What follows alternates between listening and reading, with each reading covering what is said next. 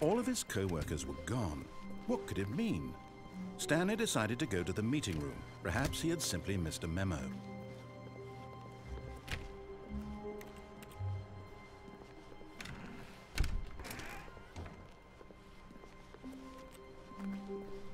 When Stanley came to a set of 2 open doors, he entered the door on his left. This was not the correct way to the meeting room, and Stanley knew it perfectly well. Perhaps he wanted to stop by the employee lounge first, just to admire it. Ah, yes, truly a room worth admiring. It had really been worth the detour after all, just to spend a few moments here in this immaculate, beautifully constructed room. Stanley simply stood here, drinking it all in. But eager to get back to business, Stanley took the first open door on his left.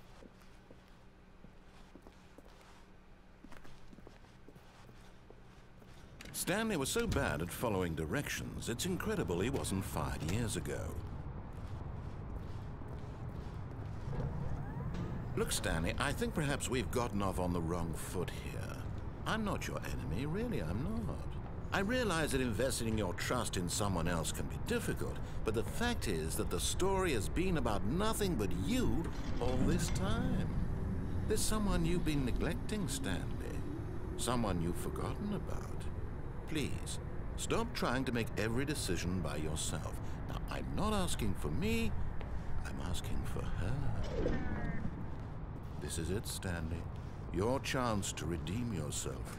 To put your work aside, to let her back into your life. She's been waiting. That's her, Stanley. Oh, no, you can't. Did you just unplug the phone? No, that wasn't supposed to be a choice. How did you do that? You actually chose incorrectly? I didn't even know that was possible. Let me double check.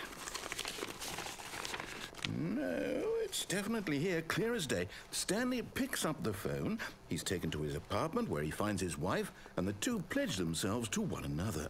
Music comes in, fade to white, roll credits. Not picking up the phone is actually somehow an incorrect course of action. How is that even possible? None of these decisions were supposed to mean anything. I don't understand. How on earth are you making meaningful choices? What did you... Wait a second. Did I just see... No, that's not possible. I can't believe it. How had I not noticed it sooner? You're not Stanley. You're a real person. I can't believe I was so mistaken.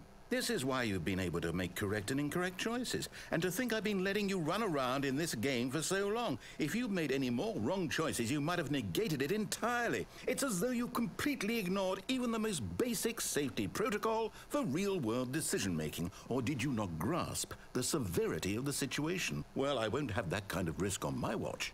I'm going to stop the game for a moment so we can educate you properly on safe decision-making in the real world. Please observe this helpful instructional video. Choice. It's the best part of being a real person, but if used incorrectly can also be the most dangerous. For example, in this scenario, a hypothetical real person named Stephen has a choice. He could spend years helping improve the quality of life for citizens of impoverished third world nations. Or he could systematically set fire to every orphan living in a 30-kilometer radius of his house. Which choice would you make? Remember that unlike here, the real world makes sense, and at no time should you make a choice that does not conform to rational logic. If you find yourself speaking with a person who does not make sense, in all likelihood, that person is not real. Allow the person to finish their thought, then provide an excuse why you cannot continue talking. Turn to a partner and practice saying, "My goodness, is it 4:30? I'm supposed to be having a back, sack, and crack."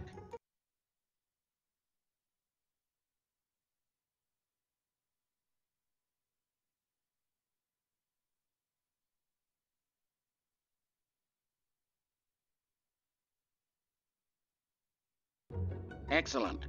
Making choices on a regular basis is the best part to a healthy decision-making process.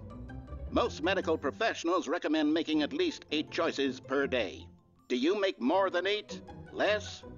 And And finally, if you begin to wonder if your choices are actually meaningful and whether you'll ever make a significant contribution to the world, just remember that in the vast infiniteness of space, your thoughts and problems are materially insignificant, and the feeling should subside. At this time, your instructor will guide you in an exercise to test and reinforce the material covered in this video. Ah, welcome back. You may have noticed that this room has begun to deteriorate as a result of narrative contradiction. But not to worry. Now that you're properly informed on good decision-making, we're going to revisit a choice you made just a few minutes ago and see what the correct thing to do would have been. This way, please.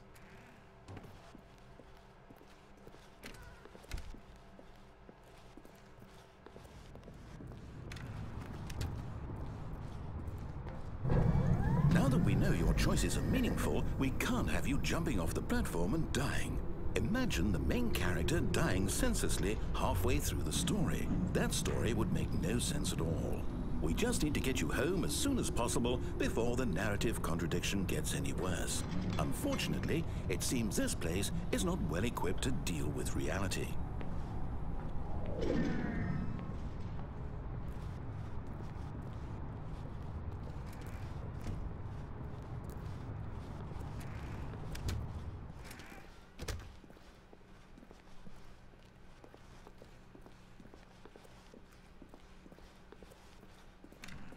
Almost there. You'll take the door on the left, back to the correct ending, the story will have resolution once again, and you'll be home free in the real world. Now remember, all you need to do is behave exactly as Stanley would. That means choosing responsibly and always putting the story first. I'm quite sure you'll be up to the task. Just follow my lead and you'll be fine. All right. When Stanley came to a set of 2 open doors, he entered the door on his left. No! Why did you do that? Quickly, hurry back in the other direction. Perhaps we're not too late.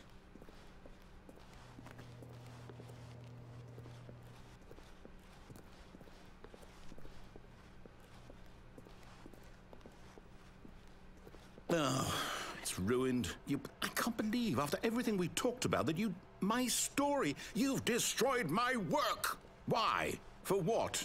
What did you get out of that? What did you think was so special about seeing the game undone, left here like so much garbage? It's worthless now. And what am I supposed to do? Even if there were a way to continue, would it be worth it?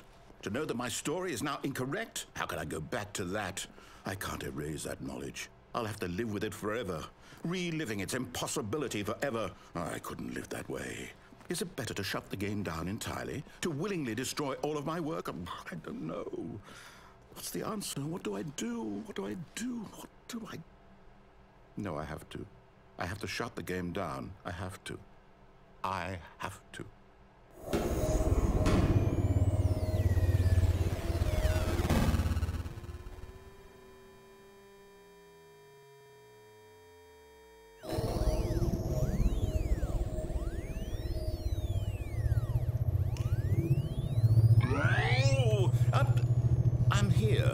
I'm still here in this pile of rubbish, with you who thought you were so clever.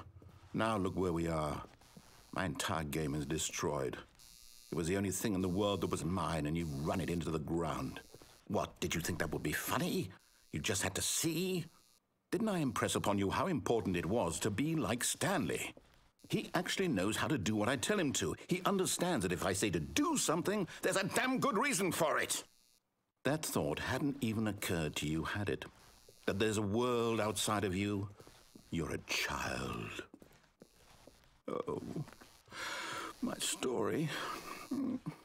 If you'd just gone through the door on the left, you would have seen it. There was a whole underground facility. You would have destroyed it and been victorious. It would have been so perfect. I worked so hard on it. I tried so hard. Behave exactly as Stanley would.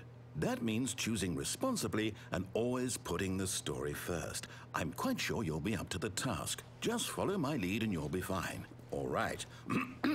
When Stanley came to a set of 2 open doors, he entered the door on his left.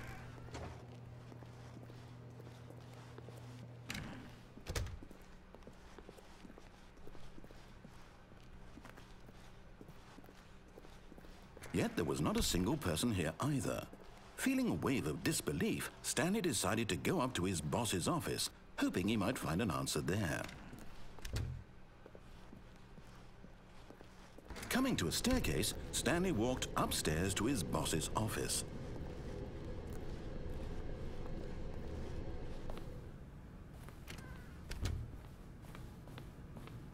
Stepping inside his manager's office, Stanley was once again stunned to discover not an indication of any human life. Shocked, unraveled, Stanley wondered in disbelief who orchestrated this, until he saw the door with a voice receiver next to it. Surely behind this door lay all the answers to his questions. And beyond all probability, he knew the passcode. He had seen it on his boss's computer just last week. Night Shark 115. Was this the code to open the door? Would it still work? There was only one way to find out. Stanley had been trained never to speak up, but now he would draw from within himself the courage to face the unknown. He drew a sharp breath and then spoke the code.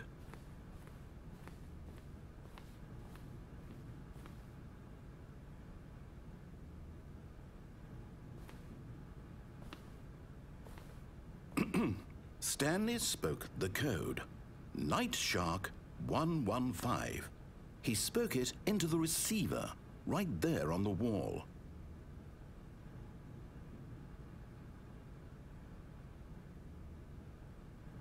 I'm sorry, is there a problem? You didn't mishear me, did you? Please speak the code into the receiver. Otherwise, we can't get on with the story. This is a crucial step.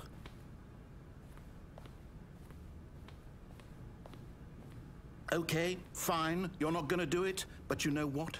It's pretty humiliating to bring you this far, only for you to suddenly decide you have better things to do. I asked you for this one single thing, for your respect.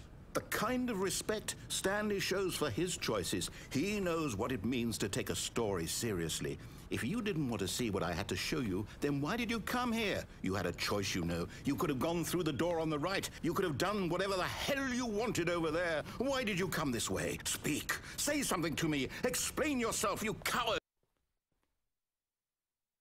When Stanley came to a set of two open doors, he entered the door on his left. Stanley? Hello? Are you... Is everything okay? Stanley, please. I need you to make a choice. I need you to walk through the door. Are you listening to me? Can you hear me? Is everything all right? Stanley, this is important. The story needs you. It needs you to make a decision. It cannot exist without you. Do you understand me?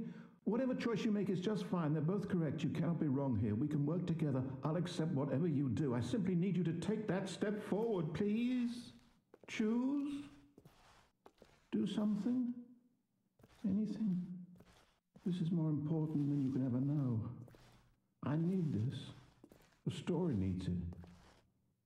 So, you hear me? Are you there? Are you listening to this? Stanley, are you there? Okay. It's okay, I can wait. You need time to decide. Time to make sure your choice is correct. That is the best choice. That's all right.